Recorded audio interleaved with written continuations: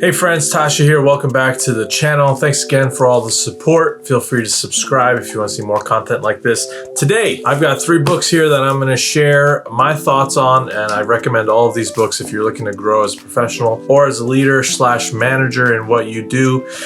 These books I read a number of years ago, and I still reference them to this day. So without further ado, let's jump into the first one. Okay, so the first book on the list is Getting to Yes. It is by Roger Fisher and William Ury. I'm not sure the best way to pronounce that, so apologies.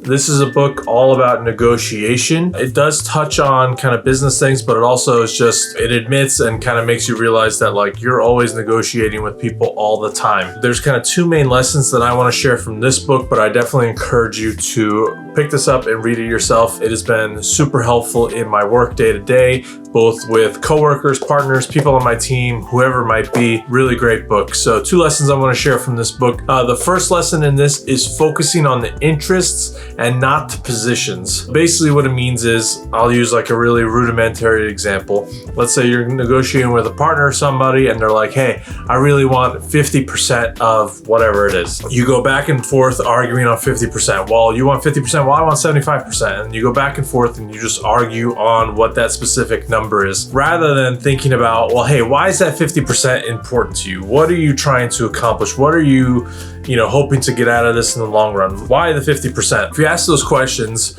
you'll start to understand the underlying goals, what they're trying to solve for, what things they're trying to avoid. And that can help you get around the negotiation a lot more, because ultimately what you're trying to do is understand what the other person is trying to accomplish. And a lot of times people are so stuck on their positions as well. You need to like get them off of that part of the conversation. The ideal outcome is a win-win scenario where you're not trying to get one over the other people, but especially with partners or coworkers or people on your team, whoever it might be, you're trying an outcome that both of you are happy with. So that's why it's important to understand what the other person's goals are. I think it's also on the other side of the table important that you share, here's what I'm trying to accomplish, here are what my goals are, here's what's important to me, here are the stakes in the ground that I have to work within, whatever it might be. That way they understand where you're coming from and where that position is. And once you start negotiating based on the goals and what each of you are trying to accomplish, and you're kind of open and honest about that, that's when you get the solutions that make everybody happy. And when you have new ideas and like, well, actually, if that's important to you, maybe we can do it this way and that will, enable this to happen or whatever it might be. That's when you get the kind of new ideas that lead to win-win situations. And this book does a really good job of portraying that. There's one example, I believe this is in this book, I haven't read it in a number of years, but there's an example of these like 2 kids that are fighting over an orange. The mother comes along and she splits the orange in half and says, okay, you get half and the other gets half. But neither of the kids were happy because one wanted to eat the orange, the other just wanted the peel. The position they were fighting on was, I want the orange, the orange is mine, the orange is yours, whatever. They were fighting about who wants the orange, but really their underlying goals were separate. One wanted to eat the orange, the other just wanted the peel. If they had known what those interests were instead of the positions, they could have each had what they wanted. And I think the same applies for everything. The other lesson from this book is separate the people from the problem. Another kind of way they talk about in the book that I like to frame it is hard on the problem, soft on the people. The people you're negotiating with, again, it could be a business partner, it could be coworkers, whatever it is. You want to make sure you're maintaining a strong relationship with those people. Relationship is like the foundation of everything. If you have a rocky, uneven relationship, then you have a poor foundation to build up on top of. And so that's why it's really important. You have to be able to basically remove yourself and the person you're negotiating with from the conversation, and basically imagine yourself standing side by side, looking at the problem and figuring out together, how can we solve this? Once you're able to do that, then you can basically negotiate on everything. And it lets you remove all of the potential for ego or emotions or any other things that could taint this negotiation. Because if you start making a person feel like their back is against the wall, suddenly they're going to start fighting for those things to try to save face instead of what the actual thing is on the table that you're negotiating for. So if you're able to, again, like be hard on the problem, soft on the people, ultimately that will net to the best outcome that's, again, going to be a win-win for both parties. So the next book I want to talk about is Ego is the Enemy by Ryan Holiday. This is in his like Stoic series of books. Absolutely love this book to pieces. I started it last year, a little while. It took me a little bit to get into, and then I brought it with me when I went on a trip to Portugal, and I like finished the whole thing on part of the flight, and I was just like, it was a page turner. I was just like so just enthralled by it. So one of the chapters is called Always a Student. There's this quote here. I'll just go into it. The 9-time Grammy and Pulitzer Prize winning jazz musician Wynton Marsalis says, once advised a young musician on the mindset required in the lifelong study of music. This is the chapter called Always a Student. Humility engenders learning because it beats back the arrogance that puts blinders on. It leaves you open for truths to reveal themselves. You don't stand in your own way. Do you know how you can tell when someone is truly humble? I believe there's one simple test. Because they consistently observe and listen. The humble improve. They don't assume I know the way. This is absolutely so valuable. If you have a, as they call, a learn-it-all mindset versus a know-it-all mindset, you can talk to anybody, you can learn anything, and it really comes from a place of humbleness because you're not assuming you know more than the next person, regardless of your status compared to them in a workplace, you know, on the ladder, so to speak, or their age or their years of experience, whatever it might be.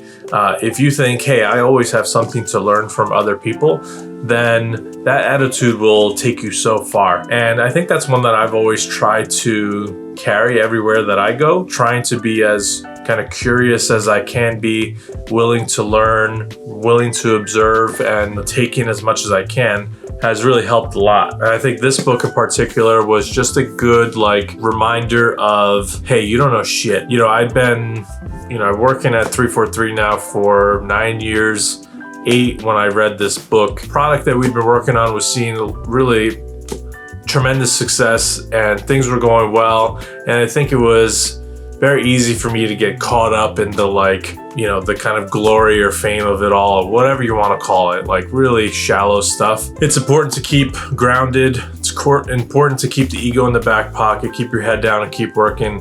And I think this book was just a good kind of reminder of that. I've been pretty good at that, I think, for the most part, but I think this book kind of solidified, hey, you still have a lot left to learn and figure out. And I think that's one of the things that I was always thought about in my career. And I think one of the things that's helped me like stay hungry is this weird chip on my shoulder of like how I always felt like I was behind because I never graduated college. I feel like I joined the like corporate workforce a lot later than a lot of people. I always felt like I just needed to play catch up. And what I'm finding is the higher I level up, the more I'm working with people who are like immensely smart, experienced, have like masters and doctorates in like different fields. It's kind of mind-blowing that like the higher up you go, the more brilliant people you work with. And so that's been humbling as well, and that keeps me hungry and it keeps me motivated.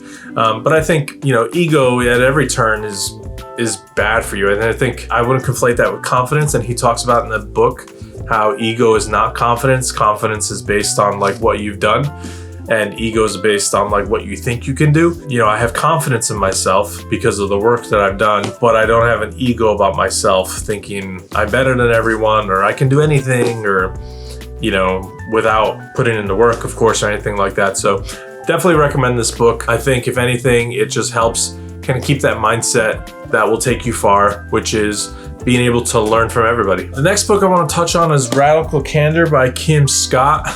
This is for the managers out there. If you're just becoming a manager or you want to become a manager at your job, I found this to be a really great book. It essentially kind of outlines the philosophy of having an kind of open and honest relationship with all the people on your team where you're not afraid to share critical feedback. They're not afraid to share critical feedback with you, and you can have this kind of open and honest rapport with each other so that ultimately you can serve kind of the broader business needs. And it goes into, you know, how you work with high performing people on your team, with low performing people on your team, rock stars versus superstars. Rock stars being the people who are really great at what they do, but they're just content doing that same thing.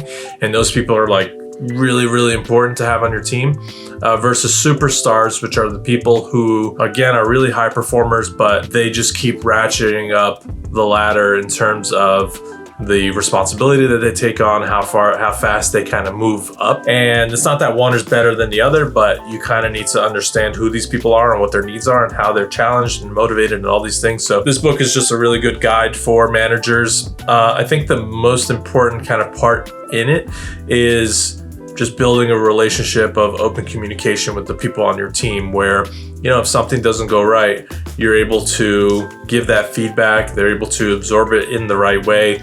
You can give the feedback in the right way, so to make sure that they understand it, they're clear about it, you're not putting their backs against the wall. But generally, you're creating this culture on your team of, you know, just being able to share feedback and have these kind of candid conversations with each other. What I found is, for me, anyone who's not really able to take feedback and take it as a learning moment to help grow, honestly, like, there's just not a really a long-term place on the team for things like that. You know, I think certainly from my perspective, like, those are people that I want to work with, and I'm thankful for the team that we have, because it has always felt like they were eager to hear, hey, how can I do better? Like, what feedback do you have for me? All this stuff. And anytime I give the feedback, they're so open and welcome to it. The same goes the other side. Like, anytime I've asked for feedback, which actually I think I need to do more often, but anytime I've asked for feedback, you know, I get it back in a clear way. Hey, I need a little bit more direction on this, or